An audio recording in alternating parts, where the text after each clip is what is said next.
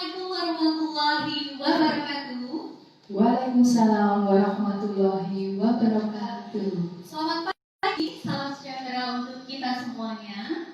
Apa kabar Bapak Ibu, teman-teman penyuluh KBC Jawa Tengah dan teman-teman yang sudah join di live Instagram IPKB Jawa Tengah? Semoga kita semua selalu diberikan kesehatan dan umur panjang yang bermanfaat. Amin. Oke, senang sekali kami perwakilan dari IPKB Kabupaten Magelang. Perkenalkan saya, Pratiska Wulandari, calon penyuluh KB Kecamatan Salaman yang akan memandu sesi diskusi kita pada pagi hari ini. Masih dalam suasana bulan Syawal, sebelumnya kami ucapkan selamat Hari Raya Idul Fitri 1441 Hijriah untuk teman-teman yang merayakan. Minal aizin wal faizin, mohon maaf lahir dan batin. Dan perlu kita ketahui bahwa saat ini Indonesia masih menghadapi masa pandemi COVID-19 atau yang juga sering kita sebut sebagai virus corona. Virus corona ini sedikit membahas tentang virus corona. Virus corona ini adalah virus yang pertama kali ditemukan di pasar basah di Wuhan, Cina, dan saat ini telah menyebar ke lebih dari 200 negara di berbagai belahan dunia, termasuk Indonesia.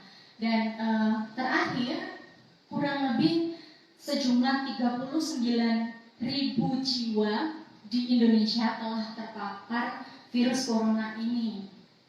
Dan saat ini yang kita dengar juga rencana adanya new normal. Apa itu new normal? New normal sendiri merupakan suatu tatanan baru yang sebagai salah satu langkah menghadapi masa pandemi dengan cara beraktivitas menurut protokol dan prosedur yang telah ditentukan. Nah, di Indonesia sendiri, selain dampak kesehatan, ada juga dampak lain yang juga begitu aktivitas. Dan hal-hal ini memaksa masyarakat Indonesia untuk beradaptasi, gitu ya Mbak, untuk beradaptasi dan bijak dalam menyambut new normal. Nah, berbicara tentang tema diskusi kita pada pagi hari ini, sangat erat kaitannya dengan manajemen keuangan. Apa itu manajemen keuangan dan bagaimana tips dan triknya serta implementasinya di kehidupan kita sehari-hari nanti akan kita bahas lebih mendalam bersama dua narasumber kita yang sudah hadir pada pagi hari ini, dua penyuluh KB yang cantik-cantik. Langsung saja kita perkenalkan satu persatu. Ada yang pertama, beliau adalah seorang penyuluh KB Kecamatan Pertoyudan, ibu dari 3 orang anak, yang kebetulan juga sudah cukup lama bergabung menjadi seorang penyuluh KB di Kabupaten Magelang, dan kebetulan juga pernah mempelajari ilmu ekonomi, jadi relate sekali dengan tema kita pada pagi hari ini. Oke, langsung saja kita sambut dengan tepuk tangan yang meriah. Ada Mbak Hani Nirmawati ST. Assalamualaikum warahmatullahi wabarakatuh. Selamat pagi, salam sejahtera untuk kita semua. Ya, oke. Lanjut, narasumber kita yang kedua ada seorang penyuluh KB juga dari Kecamatan Luar, ibu milenial dari 2 orang anak, sudah cukup lama juga bergabung menjadi seorang penyuluh KB. Langsung saja kita sambut, ada Mbak Vivi Indriani SIP. Halo, assalamualaikum warahmatullahi wabarakatuh, teman-teman yang menyaksikan acara kita pada pagi hari ini. Waalaikumsalam. Apa kabar Mbak Hani, Mbak Vivi? Alhamdulillah, baik Mbak Tiska. Alhamdulillah ya. Mbak Hani ini sudah bergabung menjadi penyuluh KB sejak tahun kapan, Mbak? Saya bergabung menjadi penyuluh KB sudah 10 tahun yang lalu. Lama Iya, ya? lumayan lama Mbak Tiska. Dan senior gitu. Kalau Mbak Vivi sendiri?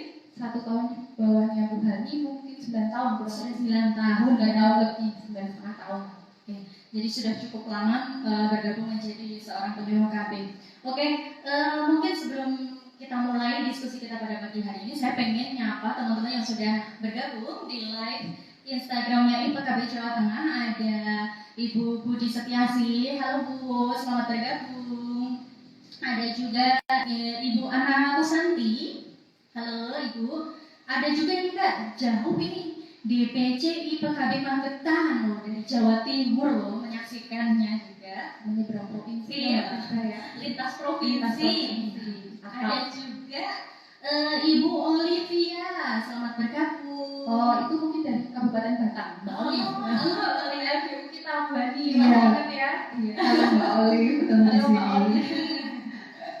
Terus ada juga Ibu Sugiyati, ada Ibu Krismiati, teman-teman kita, dan ada juga Ibu Ana Kusanti, ada juga Bapak Mas, Bapak mungkin ini ya, ada Bapak Zakia Tamam, selamat bergabung Bapak. Ada juga Ibu Maulidiania Utami, ya, selamat bergabung. Semoga nanti tetap menyaksikan diskusi kita sampai akhir ya Mbak ya, gitu. Oke, saya pengen langsung aja ya teman-teman ya, langsung aja kita mulai ke sesi diskusi di tengah masa pandemi COVID dan menyambut new normal. Karena tadi sudah disampaikan kalau Mbak Hani juga pernah belajar ilmu ekonomi ya Mbak. Iya lumayan. Di bangku kuliah ya Mbak ya? Iya betul. Oke, saya jadi tertarik ini pengen nanya Mbak, tadi kan sempat saya singgung masalah manajemen keuangan gitu. Nah, sebenarnya manajemen keuangan itu apa sih Mbak? Dan bagaimana implementasi dan ini aplikasinya untuk kehidupan sehari-hari? Oh iya. Oke, Mbak Hani, sebelum dijawab, ada yang terlewat belum saya sampaikan tadi ya teman-teman ya. Setelah sesi diskusi kita nanti di akhir diskusi kita, saya juga akan membacakan beberapa cerita atau pengalaman yang sudah di-share oleh teman-teman. Jadi nanti teman-teman silahkan berbagi pengalaman atau cerita atau mungkin tips dan triknya. Silahkan ceritakan di kolom komentar apapun yang sesuai dengan tema kita pada pagi hari ini, yaitu tentang bijak mengelola keuangan. Dan nanti di akhir sesi kami akan bacakan 3 partisipan terbaik, 3 sharing cerita atau pengalaman terbaik kami akan bacakan, dan untuk 3 orang yang beruntung akan mendapatkan door prize berupa pulsa sebesar Rp50.000 untuk masing-masing partisipan terbaik. Jadi mulai sekarang silahkan rancang apa yang akan diceritakan atau di-share di kolom komentar. Oke, nanti akan kita share ya bersama-sama. Oke, Mbak Ani, kembali lagi ke materi tadi ya. Pertanyaan tadi, masalah medik dan aplikasinya di kehidupan sehari-hari. Baik Mbak Tiska, terima kasih. Ini langsung aja kita pada topik ya, pembahasan kita mengenai manajemen. Jadi sebenarnya kalau kita berbicara manajemen itu sudah menjadi sesuatu hal yang tidak asing lagi Mbak Tiska dan teman-teman. Karena apa? Manajemen itu selalu kita butuhkan dalam kehidupan kita sehari-hari. Nah sebenarnya pengertian manajemen itu lebih fokus kepada penting dalam menentukan keputusan. Nah, sedangkan definisi lengkap dari manajemen adalah suatu proses yang harus dilakukan oleh suatu organisasi dengan SDM atau sumber daya yang dimiliki untuk mencapai suatu tujuan tertentu. Nah, karena topik kita bahasan kita keluarga nih, otomatis yang disebut dengan organisasi di sini adalah keluarga itu sendiri.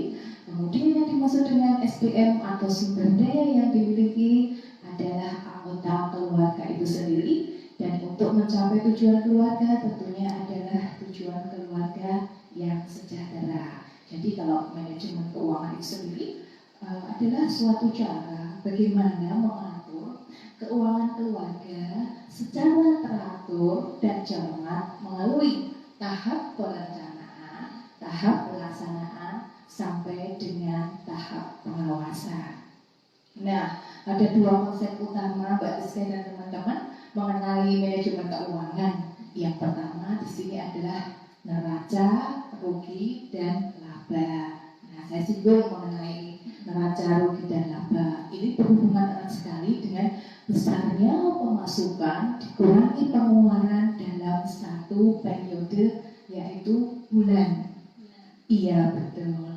Jadi jika jumlah pendapatan dalam suatu keluarga itu melebihi jumlah pengeluaran, berarti keluarga ini pada periode bulan tersebut mengalami keuntungan. Nah, sedangkan sebaliknya jika pengeluarannya ternyata lebih besar dari pemasukan, berarti keluarga ini mengalami kerugian. Nah, kemudian konsep yang kedua adalah manajemen cash flow atau arus kas. Artinya bagaimana mengelola pendapatan, pengeluaran, dan keputusan untuk membeli atau yang biasa disebut dengan spending decision. Nah, Mbak Rizka dan teman-teman tentu saja tidak lepas tadi ya pendapatan dan pengeluaran. Nah, kita bisa memasukkan kategori kependapatan di sini, misalnya seperti gaji kita atau hasil investasi lainnya dari seperti properti, hasil usaha reksadana, obligasi, dan lain sebagainya. Nah, kemudian untuk pengeluaran bisa kita pilah-pilah mana dari itu untuk kebutuhan pokok, kebutuhan saving. Adalah fungsi budgetingnya. Apa sih fungsi budgeting? Nah, fungsi budgeting adalah fungsi pengeluaran yang sesuai dengan aturan atau sesuai dengan urutan. Mana sih yang penting, mana yang tidak penting, mana yang mendesak, dan mana yang tidak. Nah, mungkin itu Mbak Rizka sebagai pengantarnya. Iya, ini menarik sekali ya untuk sebuah gambaran umum atau teorinya mengenai manajemen keuangan. Jadi kalau boleh saya simpulkan, manajemen keuangan ini bukan hanya bisa diterapkan oleh suatu perusahaan gitu ya Mbak. Betul sekali. Jadi bisa diterapkan untuk setiap organisasi, dalam hal ini adalah keluarga gitu. Jadi kalau dulu mungkin mindset kita bahwa manajemen keuangan itu sangat erat kaitannya dengan sebuah perusahaan, sekarang udah enggak lagi karena kita sebagai keluarga dan pelaku tadi ya, pelaku manajemen keuangan itu tadi. Oke, saya mau lanjut. Ini kaitannya dengan teori tadi ya Mbak, teori manajemen keuangan, teori manajemen keuangan dan kondisi saat ini. Kondisi saat ini kan sedang menghadapi masa pandemi gitu. Nah, lalu apa sih Mbak yang harusnya kita lakukan untuk menghadapi atau bertahan di masa pandemi COVID-19 saat ini? Oke, baik Mbak Rizka, menarik sekali. Nah, jadi tidak hanya kesehatan fisik dan mental saja yang perlu dijaga, tetapi keuangan keluarga di masa pandemi COVID seperti ini harapannya harus tetap sehat juga ya Mbak Rizka, karena ya kondisinya juga berdampak sekali bagi kita. Nah, untuk itu pintar-pintarlah kita mengatur biaya pengeluaran agar bukannya semakin boros pada saat-saat seperti ini. Sebab saat kita bekerja di rumah, saat anak-anak belajar di rumah, mau tidak mau ada banyak pengeluaran ekstra yang harus dikeluarkan. Misalnya saja nih kuota internet jadi membengkak, tagihan listrik ternyata juga sekarang naik, kemudian kebutuhan untuk pembelian camilan anak-anak, dan tidak lupa kebutuhan sekarang yang sebelumnya tidak pernah kita beli seperti pembelian masker, hand sanitizer, sampai dengan pembelian suplemen kesehatan. Nah, jadi itu mesti harus mengatur cash flow agar tidak membengkak di akhir bulannya nanti. Oke, Mbak Ani tadi kan sempat menyampaikan bahwa kita perlu juga menjaga kesehatan keuangan jiwa gitu. Nah, saya jadi penasaran nih Mbak Ani, gimana sih tipsnya supaya kesehatan keuangan kita ini juga tetap bisa terjaga gitu Mbak. Oke Mbak Rizka, ini kebetulan saya punya 4 tips. Mungkin juga bisa diterapkan dan mudah-mudahan ada manfaatnya. Oke, setelah ini Mbak Hani akan menyampaikan 4 tips yang kaitannya dengan upaya kita agar bisa menjaga kesehatan keuangan kita. Mungkin teman-teman bisa siapkan kertas atau alat tulis untuk mencatatnya. Setelah ini Mbak Hani akan menyampaikan tipsnya, semoga juga bisa diterapkan dan bermanfaat juga untuk kita semua. Silakan Mbak Hani dilanjut 4 tipsnya. Oke, baik. Untuk tips yang pertama yaitu ketahui kondisi finansial sekarang. tidak menyadari keadaan kondisi keuangan kita sendiri. Penting untuk kita ketahui bagaimana situasi COVID-19 ini mengubah kondisi finansial kita. Kekagetan akan kasus COVID di bulan Maret 2020 kemarin ternyata membuat tagihan menjadi membengkak karena adanya pembelian hand sanitizer, perlengkapan untuk menjaga daya tahan tubuh, dan tiba-tiba juga terjadi semacam kekhawatiran dan melakukan aksi panic buying atau belanja berlebih. Padahal aksi buying ini sebenarnya tidak perlu. Tetap tenanglah teman-teman, tidak perlu melakukan panic buying karena akan membuat pikiran tidak jernih dan pengeluaran membengkak. Nah, di sini disarankan tetap menyusun rencana pembelian kebutuhan keluarga sesuai dengan pemasukan. Itu tips yang pertama. Lanjut, banyak tips yang kedua. Oke, yang kedua adalah mulai dengan membuat budget bulanan. Nah, mengatur budget bulanan ini berarti kita mengatur gaya hidup kita. Nah, untuk memudahkan teman-teman mengalokasikan pengeluaran, mungkin bisa dicoba dengan prinsip 10, 20, 30, dan 40. Nah, saya jelaskan ya satu persatu. Untuk prinsip yang 10%, yaitu kita alokasikan pendapatan kita sebagai dana untuk kebaikan. Jadi besar atau kecil, berapapun penghasilan kita, usahakanlah untuk selalu berbuat kebaikan. Dan definisi kebaikan di sini juga amat luas, Mbak Rizka. Tidak terbatas hanya pada memberikan donasi di tempat ibadah, tetapi juga hal lain seperti kepada orang-orang yang membutuhkan. Nah, bila kita ini masih dalam tahap berkarir sehingga penghasilan belum besar, bolehlah anggarannya tidak sampai 10%. Tetapi sebaliknya jika kita sudah berada pada posisi yang mapan, persentase bisa untuk dilebihkan. Yang penting tetap ada alokasi untuk kebaikan. Nah, yang kedua, 20% itu kita alokasikan ke dana asuransi, investasi, dan dana darurat. Nah, dalam ilmu keuangan ini disebut juga alokasi masa depan. Konteksnya adalah persiapan untuk masa depan dan mencakup dana darurat, dana asuransi jiwa, dana asuransi kesehatan, dan dana pendidikan. Juga termasuk untuk dana pensiun, dana untuk DP rumah juga masuk di dalam alokasi yang sebesar 20% ini. Nah, kemudian yang selanjutnya adalah alokasi 30%. Itu digunakan untuk cicilan produktif. Jadi sepanjang utang dan cicilan yang kita miliki adalah untuk pembelian aset yang sifatnya produktif dan menunjang pekerjaan selama besarannya tidak melebihi 30% dari penghasilan, maka bisa dikatakan wajar gitu. Kemudian yang selanjutnya adalah persentase 40%. Nah, ini biayanya digunakan untuk memenuhi kebutuhan kita sehari-hari, termasuk biaya makan, biaya transportasi, tagihan listrik, telepon, dan semuanya yang sifatnya kebutuhan pokok sampai dengan gaya hidup bisa dimasukkan dalam alokasi ini. Yang ketiga, tipsnya yaitu aktif mencatat jumlah pengeluaran. Nah, di sini diperlukan disiplin dan pengawasan dari diri sendiri untuk rajin mencatat pengeluaran. Karena apa? Dengan melakukan pencatatan itu akan membantu memonitor berapa sih uang yang telah dihabiskan dan berapa sih sisa jatah budget bulanannya. Dan yang terakhir adalah bijak-bijaklah dalam mengalahkan uang.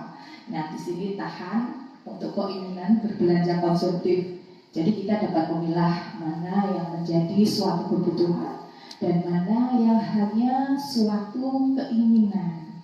Nah, godaan ini biasanya bisa muncul dengan adanya tawaran diskon melalui media online shop gitu Mbak Rizka. Dan tentu saja di sini hindari untuk menambah hutang konsumtif. Nah, itu tips dari saya Mbak Rizka. Oke, tadi udah disampaikan 4 tips dari Mbak Hani ya. Yang pertama adalah ketahuilah kondisi finansial kita saat kita merancang, menyusun rencana apa saja yang akan kita belikan gitu ya Mbak. Lalu yang ketiga adalah pencatatan setiap pengeluaran kita. Dilanjutkan yang keempat lebih bijak dalam mengeluarkan uang gitu. Oke, 4 tips pertama dari Mbak Hani sudah disampaikan. Saya mau lanjut ke Mbak Vivi nih. Mbak Vivi, apa kabar Mbak Vivi? Alhamdulillah baik Mbak Rizka. Sudah sarapan Mbak Vivi? Sudah dong. Alhamdulillah ya. Oke, Mbak Vivi, tadi kan ini sudah disampaikan masalah manajemen keuangan ya secara umum dan implementasinya dari Mbak Hani. Udah disampaikan juga itu 4 tips dari Mbak Hani. Nah, Mbak Vivi sendiri ini kan sebagai ibu milenial sih ya Mbak. Milenial. Nah, saya tuh pengen tahu Mbak, gimana sih praktek budgeting Mbak Vivi? Karena kan tadi budgeting itu merupakan tips kedua dari Mbak Hani gitu ya. Oke, terima kasih nih waktunya Mbak Rizka dan pertanyaannya sangat menarik sekali ya Bu Hani, Mbak Rizka. Iya, Tadi kalau Bu Hani pakai rumusnya 4 angka ya. Kalau saya literatur yang banyak saya baca itu untuk saya cukup 3 rumus. Nah, yaitu prinsip pengelolaannya dengan menggunakan 3 rumus, yaitu 50% untuk living cost, 30% untuk saving, dan 20% untuk playing. Itu prinsip dasarnya. Cuma ketika saya praktekkan untuk keuangan, untuk memanage keuangan di dalam rumah tangga saya, ternyata budget 50% kurang Bu Hani, Mbak Rizka ya. Jadi saya tambah angkanya. Jadi untuk living cost itu saya budgetkan sebanyak 60%. Kemudian untuk saving di angka 25% dan 15%-nya untuk planning atau untuk jalan-jalan. Nah, kemudian pas masa pandemi seperti ini, aduh kurang banget angkanya segitu ya. Terus untuk living cost masih sama di angka 60%. Kemudian untuk dana darurat diubah. Yang tadinya dana darurat itu masuk ke saving, sekarang dikeluarkan sendiri budgetnya. Karena pelayan kan kita harus stay at home, jadinya diubah di angka 25%. Savingnya yang diubah di angka 15%. Jadi memang semua kebutuhan diarahkan untuk ke dana darurat. Nah, itu tuh pengantar ya Mbak Rizka. Kemudian untuk pengelolaannya, untuk yang sudah saya praktekkan, kalau Bu Hani budgeting nomor 2 karena harus mengetahui dulu berapa pendapatannya. Kalau saya budgetingnya di angka pertama atau di awalan. Jadi biasanya saya akan membuat budgeting selama 1 bulan. 1 bulan itu biasanya dikeluarkan untuk pengeluaran rutin yang setiap hari kita keluarkan. Nah, apa saja itu? Nah, mungkin teman-teman yang menyaksikan kebutuhan atau pengeluaran rutinnya berbeda ya dengan saya. Nah, nanti bisa di mix and match sedikit lah. Nah, pertama untuk pengeluaran rutin selama 1 bulan. Main utang nih gajinya banget ya. Kasihan ya. Pertama gaji untuk ART, yang kedua juga pembayaran untuk SPP anak-anak. Kemudian tabungan anak-anak masuk ke dalam living cost, kemudian sedekah juga masuk ke dalam living cost, kemudian transport BBM saya ke kantor, kemudian uang saku anak-anak, kemudian belanja bulanan kebutuhan pokok itu juga masuk ke dalam living cost, pembelian internet, kuota internet, kemudian pembelian air mineral karena kita pakai dispenser, kemudian pembelian lauk pauk itu masuk dalam budget mingguan. Nah, nanti teman-teman bisa ditambahkan sedikit ya. Nah, itu tadi yang untuk pos 60%-nya. Kemudian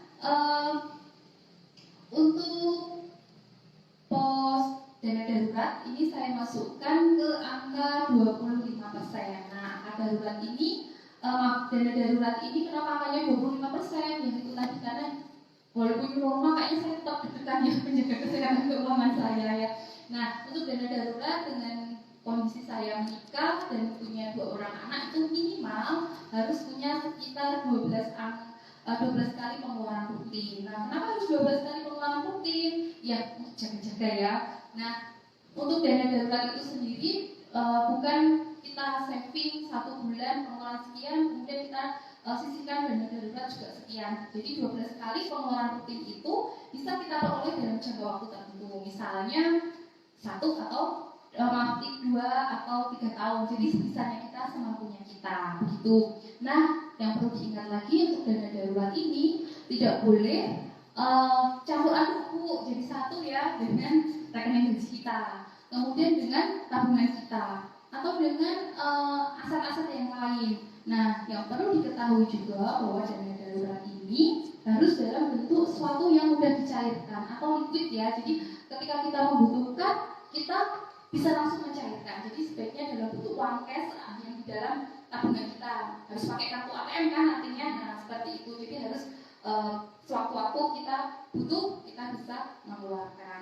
Kemudian selain itu jangan menyimpan dana darurat kita dalam bentuk perhiasan atau logam mulia, karena itu kan juga pencairannya membutuhkan waktu. Itu bisa kita sebut sebagai aset hajarnya atau tabungan. Nah, dana 25% untuk dana darurat beralih ke 15% yang dulunya bisa buat main, kuliner ya Bu, sekarang harus Bisa dialihkan. Iya, betul, dialihkan. Jadi 15%-nya untuk saving, turun ya angkanya. Nah, tips yang kedua Mbak Rizka, setelah itu setelah membuat pos sesuai dengan budget, masukkan uang yang sudah kita ambil dari ATM ke dalam pos-pos anggaran tersebut. Jadi ketika mau beli kuota internet, nggak ngambil uang dari sana, nggak ngambil uang dari sini, jadi semua sudah pada posnya masing-masing. Nah, ini yang ketiga sekarang, pencatatan. Nah, biasanya setiap kali saya mengeluarkan uang dalam 1 hari saya catat.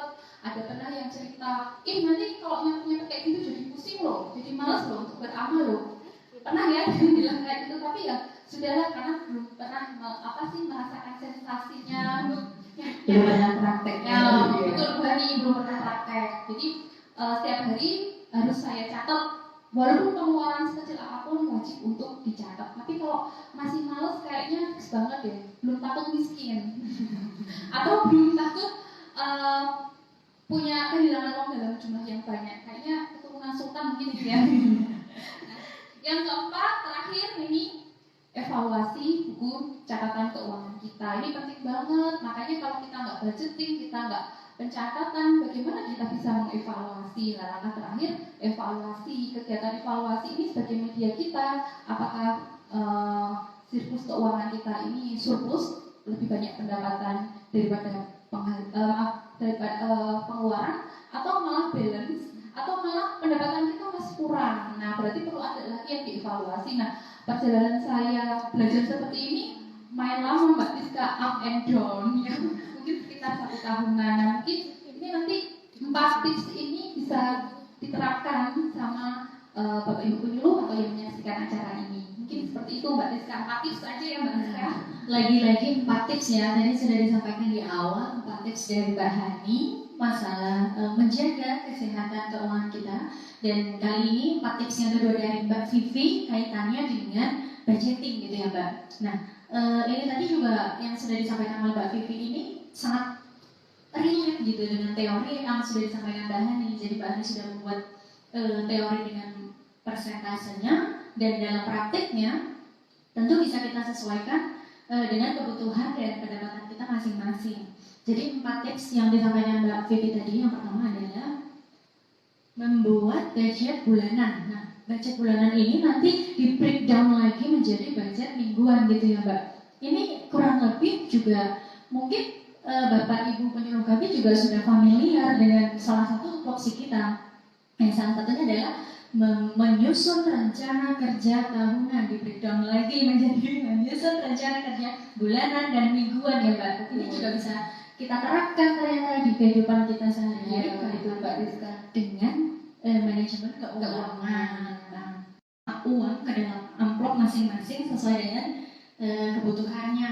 Lalu yang ketiga lagi-lagi ada pencatatan, dan yang keempat adalah evaluasi. Nah, kaitannya dengan 4 hal ini, saya juga tertarik untuk bertanya lebih dalam lagi. Tadi kan sudah disampaikan masalah budgeting dan pencatatan, dua hal yang sama yang sudah disampaikan oleh Mbak Andi dan Mbak Vivi. Saya pribadi, mungkin teman-teman juga entah pernah mengalami atau sama seperti saya gitu ya. Saya tuh sehari-hari sudah mulai mencatat, sudah melakukan pencatatan apapun itu, pengeluaran sekecil apapun untuk sekedar parkir 2000 aja saya catat gitu Mbak. Terus biasanya di akhir bulan saya membuat totalan gitu. Di akhir bulan saya totalan, terus setelah tahu jumlahnya ya udah gitu. Oh, pengeluaranku sebulan ternyata segini ya gitu. Ya udah sebatas iya banyak. Sedih Mbak. Terkejut ya, terkejut sekali. Ya udah sebatas kayak oh pengeluaranku segini ya gitu aja. Berhenti di oh ya udah gitu aja. Nah itu menurut Mbak Vivi gimana tuh Mbak? Oke, ini pertanyaannya dari Mbak Tiska, masih single ya? Menarik sekali. Biasanya kalau single memang lebih ini Bu Hani, apa sih? Relax ya, kalau nabung, besok aja dia kayak gitu ya enggak? Tapi ini luar biasa Mbak Vivi sudah mau melakukan pencatatan. Itu pelajaran diapresiasi. Iya, perlu diapresiasi.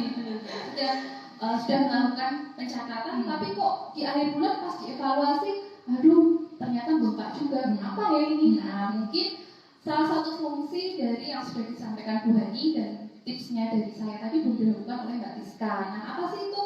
Nah, budgetingnya Mbak Tiska nih di awal bulan untuk pengeluaran rutin yang biasa sehari-hari dilakukan, mungkin belum dilaksanakan ini Bu Hani.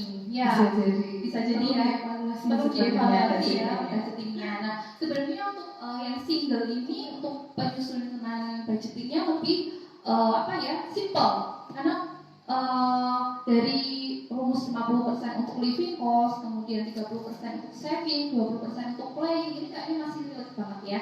Nah, mungkin Mbak Tiska hari ini langsung nyatet ya kebutuhannya apa. Mungkin kalau single Mbak Tiska hidup di kota atau Kabupaten Magelang ini, di Kabupaten Magelang kan apa masih murah ya makan. Nah, mungkin dianggarkan mulai hari ini walaupun udah tengah bulan nggak apa-apa, dimulai dengan budgeting makan siang atau mungkin makan pagi udah di rumah ya. Makan siang aku butuhnya sebulan itu berapa sih untuk makan siangnya? Misalnya 20.000 untuk makan siang, kalikan berapa hari kerja dalam satu bulan itu. Kemudian pertama itu kalau air mineral kayaknya udah bawa sendiri ya dari rumah ya, jadi nggak terlalu inilah. Kemudian kalau masih single kayaknya skincare dan salon menjadi kebutuhan ya. masih bisa dimasukkan ke dalam living cost satu bulan itu. Dan jangan lupa untuk dana kebaikannya, jadi satu bulan juga dicatat parkir untuk misalnya makan siang 2000 sekian, kalian sekian. Kok ribet banget sih, coba aja hitung kita parkir untuk satu bulan itu, kalikan aja pasti kita ternyata bisa buat beli kuota internet, pasti mikir kayak gitu. Kalau nggak dicatat sih kita biasa aja enjoy ngeluarin uang 2000. Nah kalau kita catat ternyata 2000 itu dalam satu bulan lumayan kalau untuk sekedar membeli internet, kuota internet. Nah seperti itu. Jadi Mbak Tiska lagi-lagi harus memakai prinsip dasar pengelolaan keuangan, budgeting. Jangan cuma nyatet, jangan cuma evaluasi, tapi nggak ada budgeting ke pos-pos yang rutin. Mungkin itu ya Mbak Tiska. Nanti langsung ya, langsung praktek ya. Jangan ditunda-tunda lagi. Jangan ditunda-tunda lagi. Habis ini langsung nyusun budgeting, walaupun udah pertengahan bulan nggak apa-apa ya, lebih baik terlambat gitu ya. Daripada tidak sama sekali. Oke. Tadi juga udah ini ya, poinnya ada pada jadi pencatatan dan evaluasi aja tuh nggak cukup. Jadi kita harus melakukan satu rangkaian utuh dari awal, mulai dari budgeting, pencatatan pengeluaran, dan evaluasi di akhir bulan gitu. Oke, sebelum saya lanjut ke bahasan kita yang selanjutnya, saya pengen nyapa teman-teman juga ini yang tadi sudah bergabung juga, belum sempat saya sapa. Ada teman-teman, ada Bapak Minulio ya, ini Mas Wahyu ya.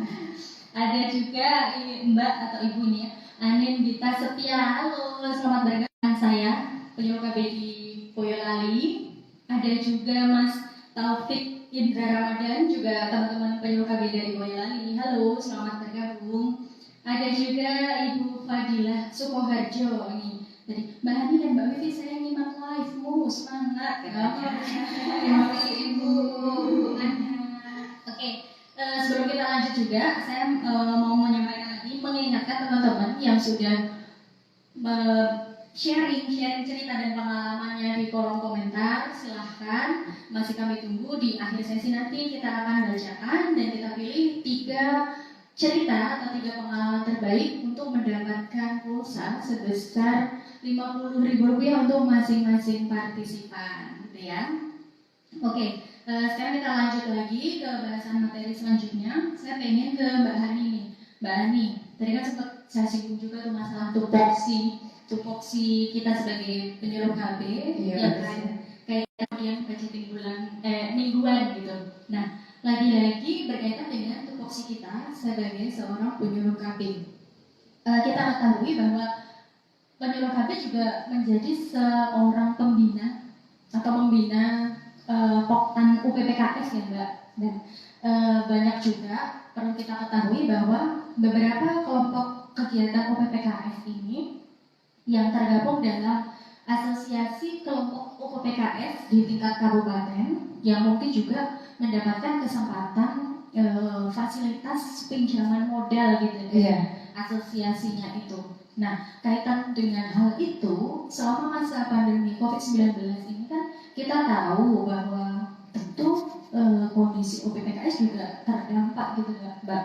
Mungkin adanya penurunan produktivitas atau dan lain sebagainya. Nah, sebagai pembina UPPKS ini Mbak Hani dan juga kebetulan mendapatkan fasilitas pinjaman modal ya Mbak dari Aku Kabupaten.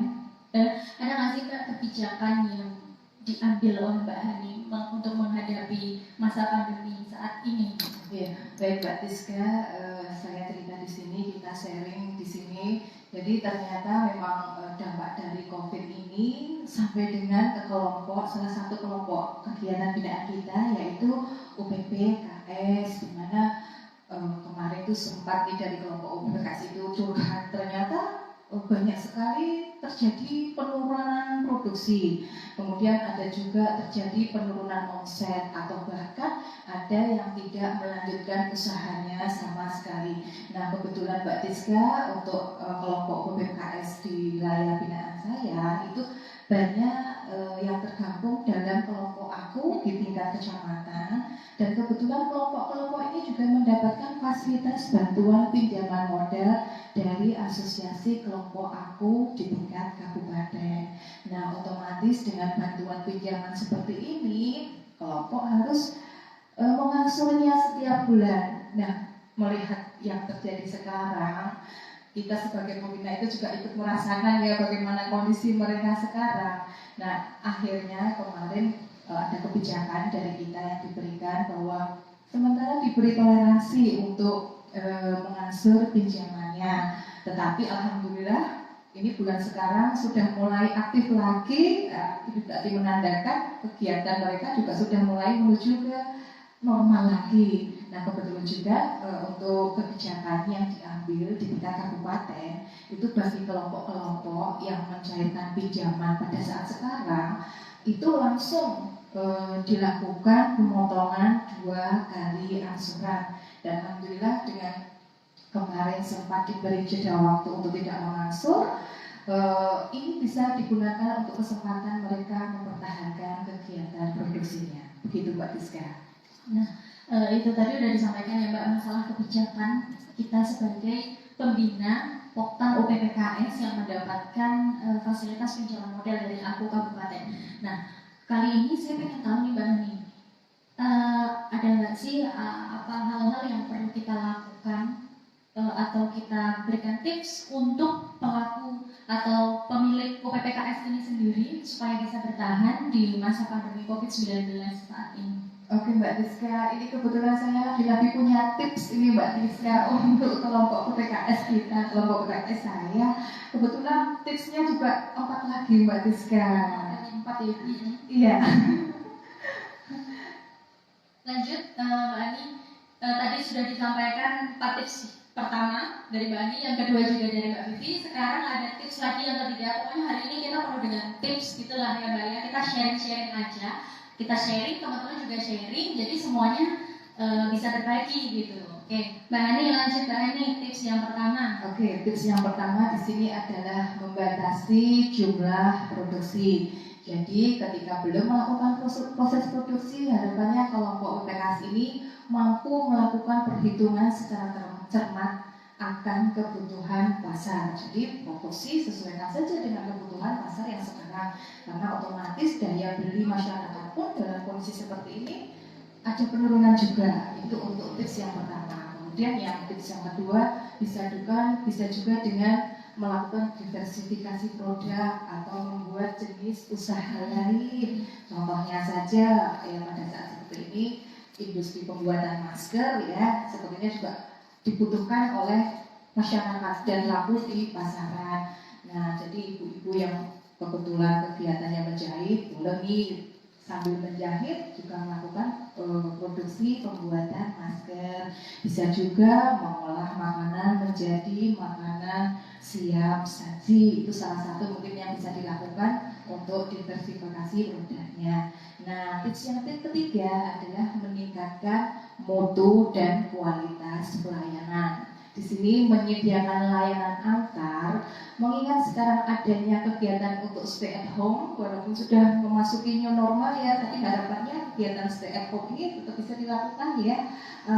Maka banyak sekali ibu-ibu yang masih banyak tinggal di rumah. Nah, layanan untuk mengantar langsung ini kayaknya bisa diandalkan sebagai servis dari kualitas pelayanan. Dan jangan lupa jaga untuk mutu produknya. Dan yang terakhir, bisa keempat adalah memanfaatkan media online. Jadi media online ini sebagai salah satu wahana melakukan pemasaran, bisa melalui IG, Facebook atau WA Group. Dan kebetulan di kita Mbak Rizka kemarin ada kegiatan juga dari Pokja 2 PKK Kabupaten Magelang. Ternyata di sana membuat aku IG untuk warung PKK Kabupaten Magelang. Jadi info ini kita bagikan, kita informasikan kepada kelompok-kelompok UPPKS kita agar bisa join atau bergabung memasarkan produk-produknya. Jadi yang biasanya produk-produk mereka ini hanya familiar di Kecamatan Kertoyudan bisa sampai ke Kabupaten Magelang atau menambah kabupaten-kabupaten lain. Nah itu Mbak Rizka tips dari saya. Oke, lagi-lagi ada 4 tips dari Mbak Hani ya. Jadi tips yang pertama adalah membatasi jumlah produksi gitu, karena kita sesuaikan dengan permintaan pasar gitu ya Mbak, permintaan pasar. Lalu yang kedua adalah membuat jenis usaha lain. Tadi contohnya yang jasa jahit bisa beralih ke pembuatan masker. Kan sekarang juga kita tahu ini ya, masker-masker cantik yang dipasang-pasang mote-mote itu kan jadi meningkatkan daya jual juga gitu. Dan tips yang ketiga adalah meningkatkan mutu dan kualitas pelayanan, misalnya menambahkan jasa pengiriman atau pengantaran gitu.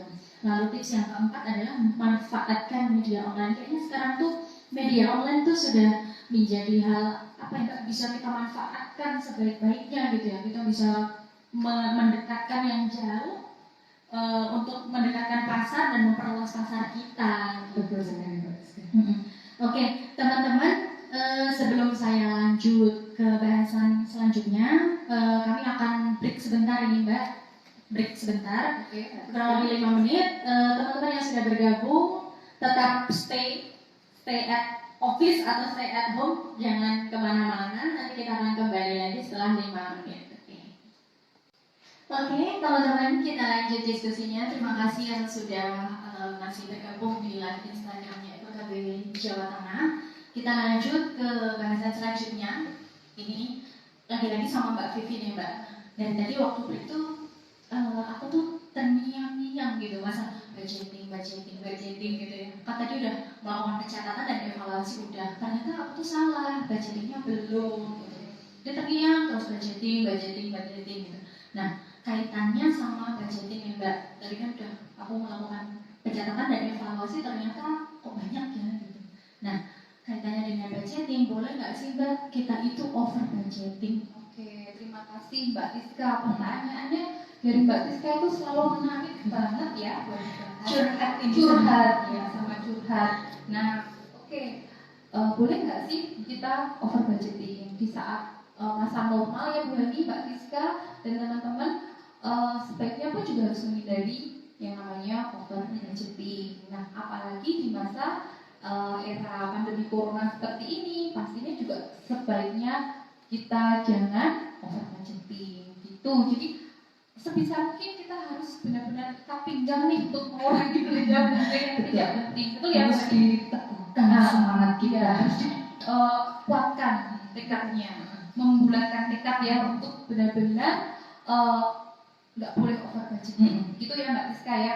Nah, tadi ini memang pertanyaan-pertanyaan untuk over budgeting ini selalu ada. Boleh nggak sih kita over budgeting sampai Mbak Tiska terngiang-ngiang? Jangan sampai nanti bobok over budgeting Kebawa mimpi. kebawa mimpi ya, ini lindur nanti ibunya bingung.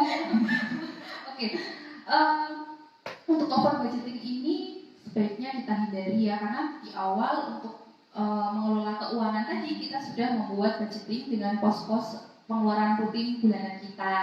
Makanya tadi kenapa sih kita harus selalu menyiapkan dana darurat, karena untuk menghindari yang tadi namanya over budgeting. Nah, karena masa pandemi corona ini eranya juga era disruption, kita nggak pernah tahu kapan mau berakhir, dan katanya malah kita harus hidup berdampingan normal dengan Mbak Corona, makanya kita harus menyiapkan dana darurat. Nah, untuk single seperti Mbak Tiska ya, dan untuk teman-teman CPKB yang masih single harus punya tuh yang namanya dana darurat. Berapa besarannya? Besarannya sekitar 6 sampai dengan 9 kali pengeluaran rutin kita. Jadi minimal harus punya 6 kali pengeluaran rutin ya. Nggak harus disimpan dalam 1 tahun ya tadi ya. Jadi bisa dalam jangka waktu 2 atau sampai 3 tahun sesuai kemampuan kita untuk menyiapkan. Nah, untuk menghindari over budgeting selain dengan menyiapkan dana darurat, kita juga bisa dengan bahasa Magelangannya kiak-kiok Bu Hani. Apa ya Bu Hani? Kiak-kiok. Menyesuaikan kebutuhan saya Oh sendiri. ya, panjang ya. Ya banyak kiak-kiok ya. Nah, kiak-kiok dengan pos-pos yang lain. Kalau dulu masih bisa makan di luar, kemudian masih bisa nonton bioskop atau kemudian piknik ya. Nah, itu bisa dimasukkan untuk menghindari over budgeting. Misalnya untuk menutupi kebutuhan beli masker, mahal tuh masker sekarang ya, kemudian hand sanitizer, terus lagi beli multivitamin, rimpang-rimpangan kan untuk tenaga kita juga ya, untuk imunitas. Nah, itu bisa kiak-kiok dengan pos-pos yang lain. Jadi dengan metode pertama kiak-kiok itu untuk mengatasi over budgeting, Hani Mbak Tiska, juga dengan metode menyiapkan dana darurat. Tetap tidak boleh pada pakemnya sudah budgeting masih over budgeting, evaluasi terus sampai dengan tahap minimal balance. Nah, mungkin itu tipsnya Mbak Tiska. Nanti langsung alokasi punya dana darurat ya. Oke, jadi pada intinya apa yang sudah kita susun di budgeting sebisa mungkin jangan sampai over gitu ya Mbak. Yang kita bikin aturan, kita bikin rancangan ya kita patuhi. Betul. Jadi jangan sampai over budgeting, apalagi di tengah masa pandemi COVID Iya, seperti betul. saat Iya. ini gitu. Iya. Oke, sebelum kita lanjut lagi, saya pengen menyapa teman-teman yang juga sudah gabung ya di live Instagramnya IPKB Jawa Tengah. Ada Bapak Bambang, halo Pak, selamat bergabung. Ada juga jauh ini dari IPKB Kota Pekalongan, halo, selamat bergabung. Ada juga Ibu Ayu Karismawati. Ada juga Bapak atau Mbak ini ya, M. Trista, selamat bergabung. Ada juga Bapak Sukma di Jiwa. Ya, semoga nanti tetap ini ya, stay di live. Oke, kita lanjut lagi ke bahasan selanjutnya. Saya kali ini pengen ke Mbak Hani. Tadi kan udah dibahas ya sama Mbak Vivi kaitannya dengan over budgeting. Nah, kali ini saya pengen nanya kaitannya dengan boleh nggak sih Mbak Hani kita itu berhutang, atau mungkin kita ambil tabungan, atau mungkin kita menjual aset gitu di tengah kondisi pandemi saat ini. Oke Mbak Tiska, ternyata memang pertanyaan dari Mbak Tiska itu menarik sekali ya Mbak Vivi ya. Ini pertanyaannya boleh kita kalau menurut saya saran sih janganlah pada masa kondisi seperti ini kita menambah hutang. Karena apa konsekuensi kita dengan menambah hutang? Otomatis bulan depan kita harus menyiapkan dana untuk mengangsurnya. Belum lagi kalau hutang kita yang sebelumnya juga belum lunas, otomatis anggaran untuk membayar hutang akan 2 kali lipat. Sepertinya juga menimbulkan kondisi yang tidak nyaman bagi keluarga kita sendiri. Nah, yang kemudian boleh nggak sih ambil tabungan? Nah, kalau menurut saya ini malah dibolehkan. Lebih baik memakai tabungannya. Tetapi sih jangan tabungan dulu Mbak Tiska. Gunakan dulu dana daruratnya. Oke, karena salah satu fungsi dari dana darurat kita gunakan pada masa mendesak seperti ini. Nah, yang terakhir boleh nggak sih kita menjual aset? Nah, ini harapannya untuk aset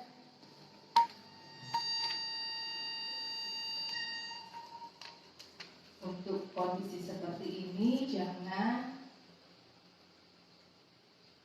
dilakukan dulu karena aset kita investasinya adalah untuk jangka panjang dan sebetulnya pada masa pandemi COVID ini juga tadi kita memecahkan ikat pinggang, jadi sepertinya kebutuhan yang kita belanja kita beli pun juga tidak terlalu istilahnya yang macam-macam gitu ya Mbak Vivi. Jadi solusinya mungkin dari ketika masalah tadi pakailah dana daruratnya atau jika tidak ada dana darurat pakailah tabungan begitu Mbak Tiska. Jadi pada intinya sebisa mungkin lagi-lagi jangan sampai berhutang gitu ya Mbak ya. Iya betul Mbak Tiska. Sudah mindsetnya jangan hutang tapi dana darurat dan tabungan. Nah, di poin ini berarti bisa disimpulkan bahwa dana darurat ini begitu penting ya Mbak. Iya, Mungkin betul. sebelum masa pandemi kita, ya saya sih belum menyadari akan pentingnya kita perlu punya dana darurat. Nah, setelah ada masa pandemi saat ini baru sadar ya ternyata perlu juga ya punya dana darurat gitu. Nambah ini Mbak Tiska, sebenarnya saya juga belajar dana darurat ini juga belum lama Bu ini Mbak Tiska. Iya, baru awal tahun kemarin ternyata sudah bermanfaatkan ya. Iya. Bermanfaat ya ternyata ya. Oke, kita lanjut lagi ya. Tadi tertarik juga saya masalah dana darurat tadi ya Mbak. Kita menghadapi masa pandemi COVID-19 saat ini. Nah, pertanyaan selanjutnya, ada nggak sih Mbak tips atau gimana sih kita menyikapi masa pandemi COVID-19 ini dengan melihat peluang? Oke, baik Mbak Tiska. Pada kondisi apapun sebenarnya yang dinamakan peluang itu pasti ada. Nah, di sini saya ingin sharing pengalaman kebetulan laki-laki di desa binaan saya nih Mbak Tiska dan teman-teman. Ini terjadi di wilayah desa Kalinegoro. Bagaimana ibu ini wilayah desa ini bisa memanfaatkan kegiatan di rumah daripada istilahnya gabut, tidak ada apa namanya nganggur gitu ya, kegiatan. Nah, di sana itu alhamdulillah dipelopori oleh ibu ketua tim penggerak PKK-nya, Ibu Yuyun Hajit Mulyono yang alhamdulillah hari ini juga ikut bergabung. Ibu terima kasih. Saya warganya Betul. Beliau ini mempunyai semangat dan tekad yang luar biasa. Jadi kemarin itu beliau mengadakan pelatihan bagi kader-kadernya yang kader posyandu, kader supir PKPD kita itu dilatih untuk mengisi waktu-waktu luang ibu-ibu dengan melakukan kegiatan berkebun. Nah, perlu diketahui untuk wilayah desa Kalinegoro juga tidak melulu wilayah desa, karena di sana juga ada tanah perumahan yang cukup luas. Dan ini kegiatan berkebun ini dilakukan tidak membutuhkan lahan yang luas juga Mbak Tiska. Nah, kegiatan berkebunnya dengan sistem aquaponik. Nah, aquaponik ini teknik berkebun dengan memanfaatkan botol gelas-gelas aqua besar dan dengan media lainnya yaitu sebuah ember yang besar. Jadi saya sedikit cerita nih, mudah-mudahan nanti mungkin bisa dipraktekkan di tempat-tempat teman-teman mungkin ya. Jadi media bertanam ini menggunakan aqua serta melingkar di dalam suatu ember yang besar. Nah, di mana aqua ini nanti diisi dengan media tanaman seperti selada air, kemudian kangkung itu bisa juga ditanam, kemudian seledri itu bisa ditanam di media tersebut, dan embernya itu bisa dimanfaatkan sebagai media budidaya lele, karena ternyata lelenya itu bisa besar juga, jadi mulai dari benih, tumbuh sampai dengan tahap konsumsi. Nah, ini alhamdulillah juga ada karena bekerjasama dengan Pokja 3, TP, PKK Kabupaten Magelang, dan alhamdulillah juga sekarang sudah ada manfaatnya nih. Sering saya itu membaca di share di grup ya, panen lele, waduh, panen dayung. Nah, ternyata dengan waktu luang yang kita manfaatkan secara maksimal seperti ini, jika produksinya berlebih, oke, bisa mengurangi pendapatan kita harus belanja di pasar, bisa kita panen untuk konsumsi kita sendiri. Oh, hasilnya melimpah, boleh ditularkan ke tetangga, boleh juga mungkin sampai dengan tahap dijual, walaupun skalanya mungkin tidak terlalu besar, tapi alhamdulillah ini membawa manfaat yang luar biasa bagi masyarakatnya. Itu sedikit sharing dengan saya, Mbak Rizka. Iya. Jadi sekali lagi terima kasih ya untuk Ibu Yuyun Hajat Mulyono sudah membagikan ilmunya yang didapatkan tadi dari Pokja 3 ya Mbak? Iya, Pokja 3 PKK Kabupaten yang kemudian dibagikan kepada masyarakat di Desa Kalinegoro gitu. Dan tadi target awalnya hanya untuk konsumsi sendiri gitu. Tapi kalau ternyata hasilnya bisa melebihi, alhamdulillah juga lebih bangga dan lebih bermanfaat kalau bisa kita jual gitu ya Mbak. Iya. Nanti langsung saya praktekkan boleh ya Bu? Boleh. Ternyata ini menjadi peluang pasar sendiri, tidak hanya menanam, tapi ibu-ibu ini kreatif menjual medianya. Iya, jadi siapa nih yang butuh media untuk aquaponik? Kalau boleh nih Mbak Rizka bisa saya orderkan, harganya tidak mahal, hanya 130.000. Iya, ternyata ibu-ibu pandai membuat pasar juga ya Mbak Rizka. Iya. Oke, jadi tadi salah satu cerita dari Mbak Hani juga mungkin bisa diterapkan atau menjadi inspirasi untuk teman-teman. Tentunya disesuaikan dengan wilayahnya masing-masing gitu ya. Ada yang di daerah pesisir, ada yang daerah pegunungan. Nah, artinya adalah poinnya di pinter mendidik gitu ya, melihat peluang sekecil apapun itu gitu. Oke, kita lanjut lagi ke bahasan yang selanjutnya, yaitu mau ke Mbak Vivi nih deh Mbak. Mbak Rizka boleh. Mbak Vi, Ya. tadi kan udah dibahas nih yang panjang lebar, mulai dari template manajemen keuangan, gimana tips-tipsnya, masalah budgeting yang juga membuat saya terngiang-ngiang terus gitu tadi ya. Nah, lagi-lagi karena Mbak Vivi ini ibu milenial nih ya, yang mungkin gak jauh beda juga dengan pengalaman saya dan mungkin teman-teman juga. Kan sering kali nih ya kita tuh tergoda kalau lagi di rumah rebahan scroll marketplace shopping lah ya, tergoda diskon, ada diskon nih, ada diskon berapa persen dan lain sebagainya. Masuk keranjang ya, Langsung keranjangnya berapa puluh gitu ya. Oke, nah ada nggak sih Mbak tips belanja hemat Mbak Vivi? Oke, tips berbelanja hemat ala saya ya. Menarik sekali sih untuk soal marketplace karena memang godaannya luar biasa banyak ya. Nah, Mbak Rizka pernah bilang katanya sebelum masuk marketplace baca ta'awud dulu ya. Supaya nggak terdoa. Iya, baca basmalah juga penting ya Bu Hani. Karena pernah praktek juga dengan Bu Hani ya. Baca basmalah ya Bu Hani. Terus di dunia maya, di dunia marketplace. Oke, tips berbelanja hemat saya yang pertama memang membuat anggaran atau budgeting sebelum berbelanja itu juga sangat penting Mbak Rizka, tidak hanya dalam praktek bulanannya saja, tapi sebelum berbelanja kayaknya lagi wajib membuat budgeting atau buat pos apa aja yang akan kita belanjakan. Jadi buat anggaran untuk berbelanja ini bisa saya kategorikan untuk dua, yaitu kebutuhan bulanan atau pengeluaran rutin bulanan dan untuk mingguannya. Ya, jadi wajib sebelum kita berbelanja kita nyatet apa yang kita butuhkan. Jadi ketika nanti kita sampai di pasar, swalayan, minimarket sudah nggak tergoda lagi Bu lihat yang lain-lain ya. Ya, jadi mata kita sudah lurus ke depan, nggak tengok kanan kiri. Nah, nanti kelamaan ya. Biasanya bapak suami pada bete loh kalau kayak gitu. Beberapa kali saya belanja di swalayan itu sama suami, kayaknya bapak-bapak itu kalau diajakin belanja itu wajahnya tuh mengkot gitu loh, nggak fresh gitu, hidupnya sih santai aja tinggal ambil kayak gitu. Nah ternyata dengan membuat anggaran apa saja yang kita butuhkan itu lumayan membantu untuk lurus melihat ke depan, untuk tidak tengok kanan dan kiri. Jadi sebelum belanja pastikan apa yang kita belanjakan itu dicatat ya, dicatat di kertas. Nah sebelum berbelanja juga kita cek dulu Mbak Tiska, kebutuhan bulanan kita apa sih yang habis. Mungkin berasnya 1 kilo masih ada 10 kilo di rumah, berarti kita nambah berapa untuk bulan yang berjalan. Kemudian minyaknya ternyata masih ada 2 kilo atau 2 liter. Nah berarti kita nambah untuk 1 bulan itu berapa. Jadi nggak harus semuanya itu baru ya, tapi dengan nambah-nambah stok yang masih ada.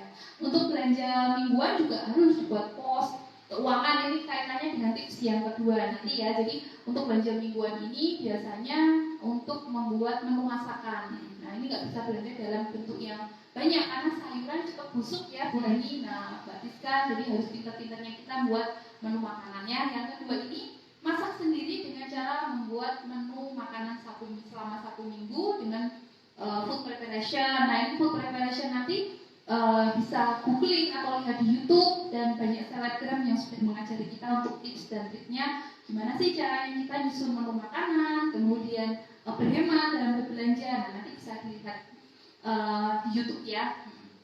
Nah untuk yang ketiga Mbak Tiska, bisa dengan memanfaatkan sisa makanan tentunya yang masih bagus yang ada di kulkas, kita olah menjadi masakan sehat, jadi berkualitas. Masih bisa. Jadi pernah nggak sih buat masakan kayak gitu Bu? Sering ya, justru membuat inovasi kita mencoba resep-resep Iya, baru. betul. Kadang-kadang waktu kita kecil nggak terpikirkan menu-menu seperti itu ya. Betul, ternyata enak. Iya, kreatif ya. Betul. Ya, tentunya makanannya bukan makanan yang sisa, itu bukan arti kata busuk ya, tapi masih berkualitas. Jadi kita meminimalisirkan untuk sering jajan atau keluar rumah karena juga harus stay at home ya. Nah, ketiga tadi memanfaatkan sisa makanan yang ada. Nah, yang keempat, gunakan diskon atau manfaatkan diskon untuk bahan kebutuhan pokok. Jadi misalnya ketika di swalayan ada diskon untuk bahan kebutuhan pokok, untuk misalnya untuk minyak beli 2 gratis 10 misal ya, ini misal Itu ya. mungkin ya nggak ada halusinasi ini ya. Oke, misalnya untuk minyak ada diskon, kemudian untuk sabun biasanya kan banyak diskon. Nah itu bisa kita beli untuk memenuhi kebutuhan pokok kita, kan juga nggak habis dalam jangka waktu 1 bulan itu. Nah itu bisa untuk bahan-bahan kebutuhan pokok. Yang kelima, jangan tergiur dengan diskon barang konsumtif. Ayo, siapa di sini yang sering tergiur sama aku? Aku ya. Banyak yang tunjuk gratis sepertinya. Iya, banyak yang berani nih yang ngajarin kerumunan yang di sini. Nah, biasanya untuk barang konsumtif karena masa pandemi yaitu masa disruption ya, nggak tentu eranya sampai kapan, kita sebaiknya juga menghindari. Nah, ini biasanya sih ibu-ibu udah lihat marketplace, lihat diskon di department store, beli sepatu 1 gratis 3, nanti ngajakin teman-teman ini loh mau diskon kayak gitu ya. Nah kayaknya ini juga harus wajib dihindari selama masa pandemi corona. Kalau bisa juga besok-besok dilaksanakan untuk menghindari itu. Nah ini salah satu trik apa sih namanya, susah ngomongnya, tipsnya dari saya ya, untuk menghindari tergiur dengan barang konsumtif tadi, diskon-diskon untuk belanja-belanja kebutuhan sekunder itu. Maaf versi ya, biasanya saya selama 1 tahun itu dalam 2 kali melakukan decluttering. Nah decluttering menarik lagi nih apa sih? Nah decluttering itu seni beberes rumah. Jadi kita mencoba untuk mengeluarkan barang-barang yang sudah tidak kita gunakan lagi. Jadi kalau sebelum belanja, saran saya coba deh buka lemari bajunya, jreng.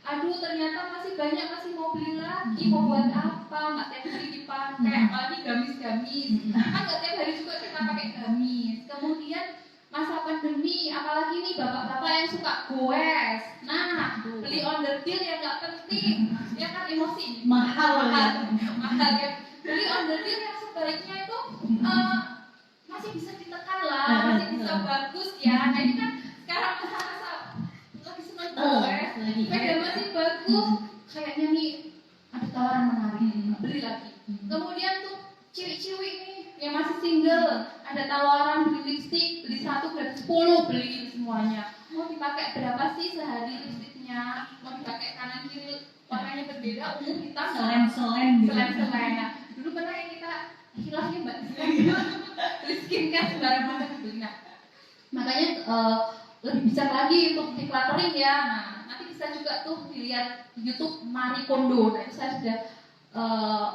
mempraktekkan hidup minimalis ala orang Jepang ya. Nah, itu yang ke berapa tadi Mbak Tiska? Keempat ya. Kelima jangan tergiur dengan diskon barang konsumtif. Yang keenam selalu berbelanja dalam bentuk tunai, tidak menggunakan kartu kredit karena tadi sama Bu Hani sudah di stop, nggak boleh menambah Utang konsumtif. ya, berbahaya ya Bu Hani ya. Iya, Apalagi itu barang yang tidak perlu. Nah, kebanyakan kemarin WFH itu malah kadang bisa loh nambah pengeluaran kita, misalnya ya TV terus, TV-nya belum kayak monitor deh, butuh ini deh. Nah, itu kayaknya terus kita pergi ke toko ternyata bisa nyicil sampai sekian. Padahal itu mencelakakan kita ya. hati-hati kebutuhan atau keinginan Ya, itu Mbak Vivi. diolah lagi ya keinginan atau kebutuhan. Dan di masa pandemi ini lagi-lagi semua yang kita usahakan semuanya untuk kebutuhan pokok kita. Nah, itu mungkin 6. Saya udah nggak 4 lagi ya Mbak. Meningkat ya, 6. nambah ya. Nambah 2. Nambah 2. Tadi udah disampaikan 4 tips 3 kali ya. Ya. Kali ini ada 6 tips dari Mbak Vivi. Oke. Tips belanja Hemat. hemat. Tadi dimulai dari nomor 1. Lagi-lagi bikin budgeting. Tetap ya Mbak. Nomor 1 tetap budgeting. Budgeting wajib itu. Wajib. Dasar ya, dasar. Bisa. Kemudian yang kedua, memasak sendiri dan membuat daftar menu. Nah, ini menarik ini. Jadi bikin food preparation gitu ya, Mbak. Jadi kita udah jelas nih seminggu mau masak apa, ya udah yang kita beli itu. Kadang kan saya sih ke pasar dan belanja ini. Terjujurnya ini mau dimasak apa ya gitu. Akhirnya mubazir ya, nggak pakai. Kan sayang Iya, ya. sayang. Betul. Nah, tips yang ketiga adalah manfaatkan sisa makanan di kulkas. Jadi kalau ada bahan sisa bisa kita olah lagi gitu. Dan keempat, manfaatkan diskon. Nah, kali ini boleh nih memanfaatkan diskon, tapi hanya untuk kebutuhan pokok. Jadi Iya, kalau betul. ada diskon baju, nggak usah lah ya. Iya, dari dulu dong. Orang bajunya tuh selemari, tapi ngakunya nggak punya Punya baju. itu ya kaum hawa banget Iya. ya. Saya itu. Emosional buying itu biasa banget terjadi kaum hawa. Tapi ya tergantung orangnya juga ya. Dan tips yang kelima yaitu jangan tergiur diskon untuk barang konsumtif. Lagi nyambung ke tips yang keempat tadi ya. Terus tips yang terakhir yaitu belanja dengan uang tunai. Jadi kaitannya sama tipsnya Mbak Hani tadi, jangan hutang gitu. Hindari kartu kredit. Hindari kartu kredit. Oke, sebelum saya lanjut lagi ke bahasan selanjutnya, saya juga mau menyapa teman-teman yang sudah bergabung juga di live Instagramnya IPKB Jawa Tengah. Iya, ada Ibu Yuyun Hajat Mulia. Sudah saya dulu ya, Mbak Rizka ya. Halo, Ibu. Juga sempat sharing cerita ini, metode tanam dengan sistem aquaponik sangat cocok untuk sistem ketahanan pangan keluarga di masa pandemi seperti sekarang. Karena selain dapat lauk, kita dapat sayurannya juga. Betul sekali, dan sudah dirasakan manfaatnya itu Mbak Tiska sekarang. Ya, dan terasa ya. Minimal untuk keluarga kita sendiri, syukur-syukur bisa dijual gitu. Ada juga Bapak Bambang Wibowo dari Karanganyar. Selamat bergabung Bapak. Ada juga Anita Libi. Halo Mbak Anita. Borobudur ya. ya. Borobudur. Ada juga Bu Nur Budi Rahayu. Halo Bu, selamat bergabung. Ada juga Bapak Sutomo. Ya, selamat bergabung Bapak. Semoga tetap stay di live Instagramnya IPKB Jawa Tengah. Oke, Mbak Hani, Mbak Vivi. Kita tadi sudah cerita panjang lebar mulai dari teori, tips, dan banyak tips hari ini gitu. Semoga bermanfaat juga buat saya dan teman-teman. Nah, kali ini saya ingin menyampaikan cerita yang beberapa waktu lalu sempat viral. Mungkin teman-teman juga tahu ya di media sosial. Apa itu Mbak Rizka? Karena viral banget ini, saya akan bacakan postingannya yang sempat viral itu. Oke, sedikit curhat. Saya seorang karyawan swasta di Jakarta, gaji saya 20 juta per bulan. Banyak ya Bu? Banyak banget. Kita nggak ada apa-apanya ya Bu ya. Tapi setelah COVID-19 ini, saya hanya digaji separuh, hanya sekitar 10 juta per bulan. Saya mohon bantuan dari pemerintah untuk makan anak istri, karena sisa gaji segitu nggak cukup. Karena saya ada cicilan mobil 4,5 juta, cicilan KPR 5 juta setiap bulan, artinya kan sisanya hanya 500.000 rupiah saja. Kalau cicilan saya tidak saya bayarkan, bisa-bisa rumah dan mobil disita.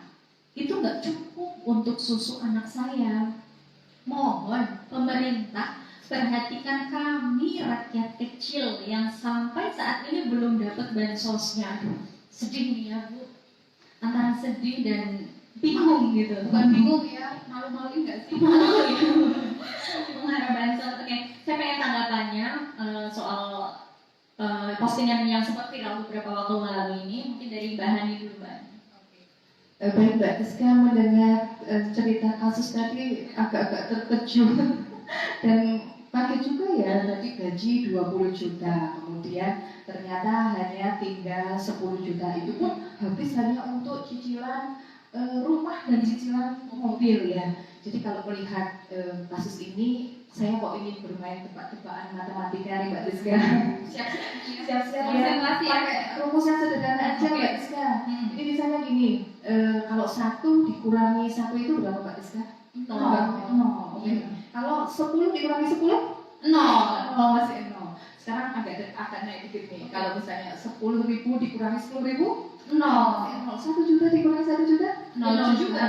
Ternyata dari kasus ini bisa kita lihat bahwa sebetulnya kesejahteraan keluarga itu tidak tergantung dari besarnya pendapatan kita. Karena apa?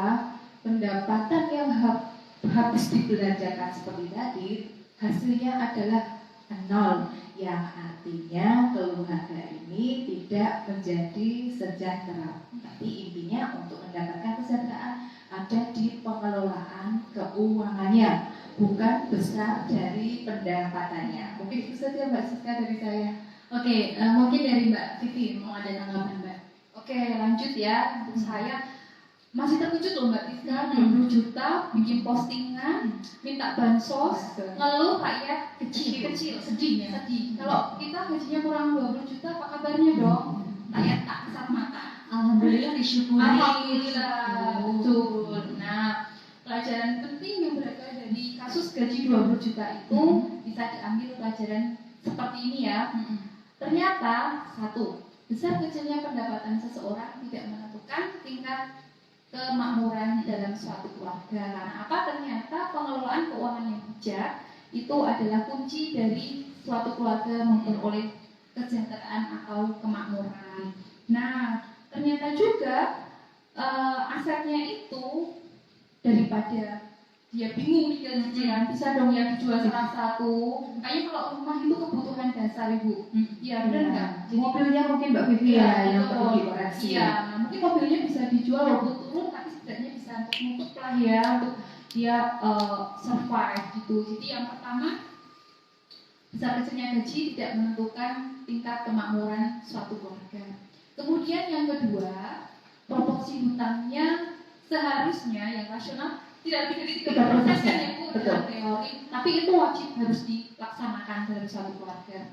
Karena apa? Karena kita sebutnya di era disruption, kita nggak akan pernah tahu. Harusnya gaji di atas 10 juta atau gajinya sudah banyak itu juga nggak boleh berlebihan ya Bu ya, benar nggak? Iya, tetap menjaga gaya hidupnya Ya Mbak Vivi. betul. Jadi ketika gaji kita naik, jangan lifestyle kita yang dinaikkan, lifestyle-nya tetap, tapi dana darurat, tabungan, aset ini justru yang malah dinaikkan, bukan malah nambah hutang konsumtif. Pernah nggak sih kita sadari Bu, ketika kita naik gaji, misalnya KP-nya naik, kemudian jabatannya naik, kita malah kepikiran buat Budget hutangnya naik juga. iya, ganti mobil kayaknya bagus deh. Mobilnya yang kemarin udah nggak up to date, kita harus ganti. Nah, maksudnya bukan kebutuhan konsumtif yang dinaikkan, tapi malah ke aset atau ke tabungan dan dana daruratnya yang dinaikkan. Jadi perlu diperhatikan 30% dari pendapatan kita itu yang boleh untuk dialokasikan untuk berhutang. Jadi kalau gaji 20 juta itu tadi hutangnya sekitar 9,5 juta, sudah kelebihan sekitar 3,5 juta, harusnya maksimal 6 juta untuk hutang di dalam keluarga tersebut. Jadi kayaknya gaya hidup juga harus biasa aja deh ya, walaupun 20 juta karena nggak tahu nih naik turun kehidupan dalam rumah tangga ya. Nah mungkin itu Mbak Tiska buat tanggapannya dari saya. Jadi berarti artinya kalau total cicilan setiap bulannya 9,5 juta sudah hampir mencapai 50%. Iya betul, benar banget Iya, ya Mbak Tiska. sudah melebihi alokasi 30% gitu ya. Iya. Oke, saya juga jadi ingat ini Mbak Hani. Ya. Tadi kan di awal banget sudah disampaikan bahwa ada prinsip alokasi budgeting yang sudah diposkan sebesar 10, 20, 30, dan 40%. Nah, dalam kasus ini, beliau ini, keluarga ini, tentu tidak menerapkan prinsip itu, kan? Nah, pertanyaannya adalah kalau ada sebuah keluarga sudah menerapkan prinsip 10, 20, 30, 40%, tapi ternyata belum bisa memenuhi kebutuhan sehari-hari, ini apa Mbak yang perlu kita lakukan? Oke, jadi kalau kasusnya seperti ini adalah tahap evaluasi yang harus kita lakukan. Nah, apa saja sih yang perlu dievaluasi di sini? Yang pertama, satu, turunkan gaya hidup kita. Banyak nih orang menghabiskan uang lebih banyak dari kemampuannya. Untuk itu, cek gaya hidup kita. Kurangi atau kalau bisa hilangkan pengeluaran gaya hidup yang kita rasa tidak perlu. Itu untuk yang pertama. Nah, yang kedua, kembali lagi, bedakan antara keinginan dan kebutuhan. Dengan kita belajar mengendalikan keinginan, secara tidak langsung juga membantu kita menghemat pengeluaran yang sebenarnya tidak perlu. Nah, yang terakhir adalah tingkatkan penghasilan kita. Bila semuanya dilakukan dan masih saja tidak cukup, ternyata berarti ini menandakan bahwa kita harus meningkatkan penghasilan kita. Nah, itu mungkin ketika Detiska yang bisa dilakukan. Ya. Tadi udah disampaikan ya tanggapan mengenai postingan yang sempat viral beberapa waktu lalu. Oke, teman-teman, semua materi diskusi kita pada pagi hari ini sudah kami sampaikan semuanya, dan seperti yang sudah saya sampaikan di awal tadi, bahwa setelah sesi diskusi saya akan membacakan cerita-cerita pengalaman dari teman-teman yang sudah di-share di kolom komentar dan sudah dipilih 3 partisipan terbaik. Saya akan bacakan teman-teman yang sudah membagikan cerita dan pengalamannya ya. Yang pertama ada dari Kuswatun, ibu atau mbak ya. Ibu Kuswatun bercerita, pada masa pandemi dan WFH, tipsnya bisa coba masak dan membuat camilan sendiri. Sama ya tadi kayak yang disampaikan Mbak Vivi. Iya, betul. Benar Hemat, betul, sehat. lebih higienis Ya juga. betul. Nggak perlu keluar-keluar Ya betul. Oke. Selain lebih sehat, bisa sambil meningkatkan skill masak loh. Juga ya. Iya. Benar juga Iya. ya. Dan akhirnya bisa bikin akun IG ya. Iya. Apalagi banyak resep masak di Google ini cocok banget. Kita bisa googling, bisa YouTubing, praktek, meningkatkan skill, bermanfaat juga untuk keluarga kita lebih higienis dan lebih hemat ya. Selamat untuk Ibu Kuswatun. Kemudian ada cerita yang kedua dari Mas Taufik Indra Ramadhan. Halo Mas, ini Bapak-bapak ya. Bapak muda nih. Bapak muda. Penyuluh KB Kabupaten Boyolali, Oh. teman seangkatan saya ya. Ini ada cerita juga untuk pelaku UMKM. Hal pertama, apabila memiliki pinjaman, diusahakan untuk direstrukturisasi pinjaman sementara untuk mengurangi pengeluaran sementara waktu. Nah, untuk karyawan atau pegawai yang sebagian dirumahkan, kan banyak kayaknya yang dirumahkan, di PHK, gitu. Atau digaji harian dengan produksi yang bisa dilakukan di rumah masing-masing. Oh, jadi maksudnya sama kayak yang tadi disampaikan Mbak Ani, mungkin membuat melihat peluang, membuat inovasi, kita mulai memproduksi sesuatu gitu. Dan apabila terkait tanggung jawab atas karyawan yang memang loyal atas usaha kita, coba diusahakan untuk saling sharing, membangun usaha tambahan yang bisa dilakukan bersama-sama, misalnya produksi masker atau face shield, ya betul ya. Ya ini benar juga ini ya, jadi mulai beralih. Yang tadinya mungkin kita sebagai seorang pekerja atau pegawai mulai berinovasi, memiliki peluang ya, betul. Lagi-lagi melihat peluang untuk sebagai produsen gitu.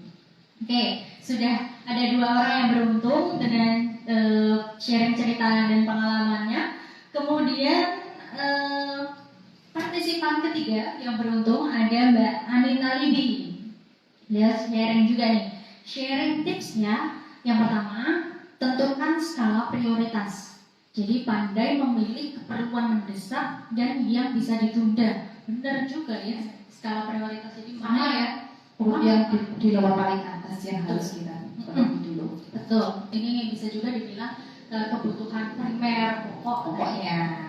Oke. Tips yang kedua ada juga, jika memiliki penghasilan, coba disisipkan menjadi modal atau aset.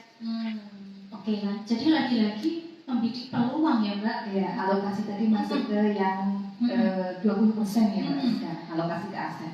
Jadi kalau saya simpulkan dari cerita dari teman-teman ini, arahnya sudah lagi bergerak menjadi seorang produsen. Jadi kita harus pandai melihat peluang untuk memanfaatkan peluangnya menjadi produsen dan mendapatkan penghasilan income kita. Gitu.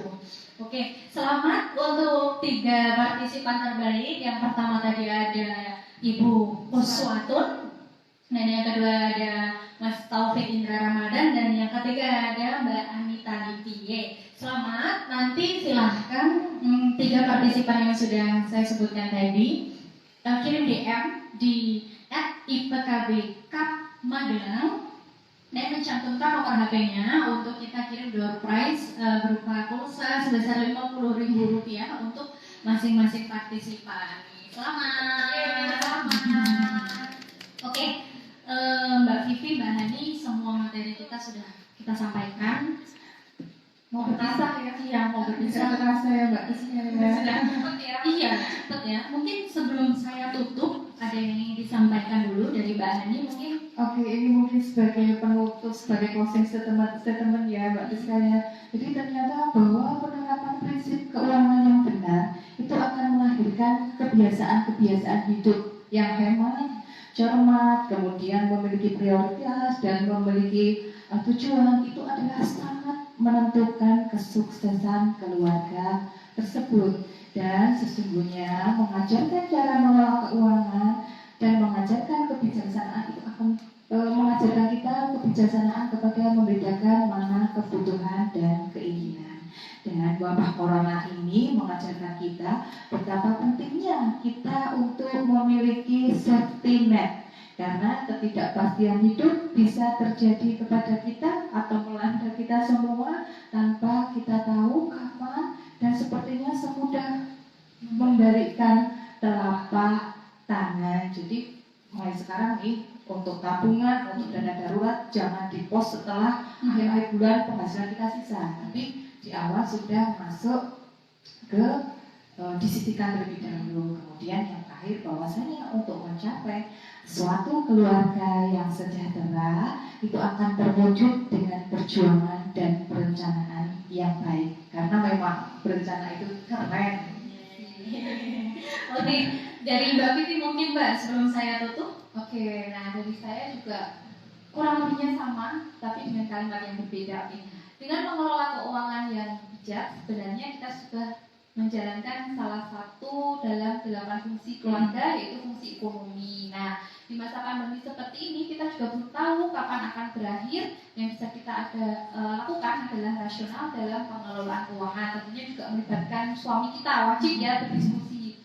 Juga melibatkan anak-anak kita. Jadi mulai dari sekarang anak-anak dilibatkan bahwa harus hidup hemat dan cermat untuk mengelola keuangan. Jadi sehingga anak-anak kita nanti dewasa, ada ilmu yang kita turunkan, apa? Bijak dalam mengelola keuangan. Jadi tidak meninggalkan bukan warisan ke anak, tapi meninggalkan ilmu yang bermanfaat, apa? Bijak mengelola keuangan. Nah, semoga materi ini nantinya tidak hanya dipraktekkan Mbak Siska, berhenti sampai masa pandemi saja, tapi bisa dilakukan sampai besok-besok ya. Nah, mungkin harus juga nih dipraktekkan sama yang menonton atau yang menyaksikan acara kita pada siang ini untuk langsung praktek, jangan ditunda lagi, langsung hari ini. Langsung ini juga ya Mbak Siska ya. Oke, setelah live ini Ya, langsung dipraktekkan ya. ya.